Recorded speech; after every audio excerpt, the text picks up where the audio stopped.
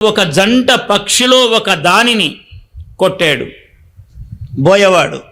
కొట్టగా ఇంకొక పక్షి అది విలవిలలాడిపోతూ ఉండగా ఇంకొక పక్షి చుట్టూ తిరుగుతూ చాలా ఆక్రందనగా ఆవేశముగా ఉన్నది. అయ్యో అని ఆ కరుణ రసము కవిత అయి పొంగింది మహర్షికి. ఒరే బోయవాడా, ఎంత పని చేసావురా నువ్వు! మా నిషాద ప్రతిష్టాంత్వమగమః, నీవు ప్రతిష్టను పొందలేవురా, పెద్ద బాగుపడలేవు నాయనా, నువ్వు ఎంత కఠినమైన అకరుణమైన పని చేసావు నాయనా, నువ్వు పెక్కేండ్లు నువ్వు జీవించలేవు.